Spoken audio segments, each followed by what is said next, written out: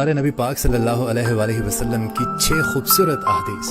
ہمارے نبی پاک صلی اللہ علیہ وآلہ وسلم نے ایسی عورتوں کو جنت کی بشارت دی ہے جن کے نابالغ 3 یا 2 یا 1 بچہ فوت ہو گیا ہو اور اس نے صبر کیا ہو۔ آپ نے ارشاد فرمایا کہ جس شخص نے شب جمعہ سورہ داخان کی تلاوت کی وہ بخشا ہوا صبح کرے گا۔ آپ نے ارشاد فرمایا کہ جس شخص نے نماز فجر کے بعد قل هو اللہ احد پوری سورت 10 مرتبہ پڑھی تو اس دن میں اسے کوئی گناہ نہیں پہنچے گا، اگرچہ شیطان کتنی ہی کوشش کیوں نہ کر لے۔ آپ نے فرمایا کہ جو شخص پہلے سلام کرتا ہے وہ غرور سے پاک ہوتا ہے۔ آپ نے ارشاد فرمایا کہ تم جس چیز کو اللہ کے ڈر کی وجہ سے چھوڑو گے تو اللہ تعالیٰ تجھے اس سے بہتر چیز عطا فرمائے گا۔ اور آپ نے ارشاد فرمایا کہ ایک نماز کے بعد دوسری نماز کی ادائیگی کا انتظار کرنا جنت کے خزانوں میں سے ہے۔ سبحان اللہ۔ حضرت علی نے فرمایا ہمیشہ زندگی میں ایسے لوگوں کو پسند کرو جن کا دل چہرے سے زیادہ خوبصورت ہو۔ ہمارے نبی پاک صلی اللہ علیہ وآلہ وسلم کی 6 خوبصورت احادیث۔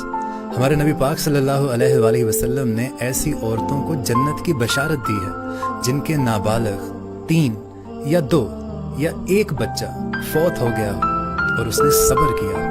آپ نے ارشاد فرمایا کہ جس شخص نے شب جمعہ سورہ داخان کی تلاوت کی وہ بخشا ہوا صبح کرے گا۔ آپ نے ارشاد فرمایا کہ جس شخص نے نماز فجر کے بعد قل هو اللہ احد پوری سورت 10 مرتبہ پڑھی تو اس دن میں اسے کوئی گناہ نہیں پہنچے گا، اگرچہ شیطان کتنی ہی کوشش کیوں نہ کر لے۔ آپ نے فرمایا کہ جو شخص پہلے سلام کرتا ہے وہ غرور سے پاک ہوتا ہے۔ آپ نے ارشاد فرمایا کہ تم جس چیز کو اللہ کے ڈر کی وجہ سے چھوڑو گے تو اللہ تعالیٰ تجھے اس سے بہتر چیز عطا فرمائے گا۔ اور آپ نے ارشاد فرمایا کہ ایک نماز کے بعد دوسری نماز کی ادائیگی کا انتظار کرنا جنت کے خزانوں میں سے ہے۔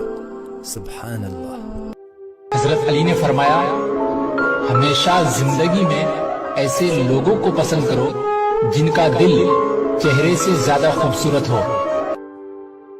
خوبصورت بات، اللہ سے مانگو، بے حساب مانگو اور بلا جھجک مانگو، کیونکہ وہی ایک ذات ہے جو واپسی کا تقاضا نہیں کرتی۔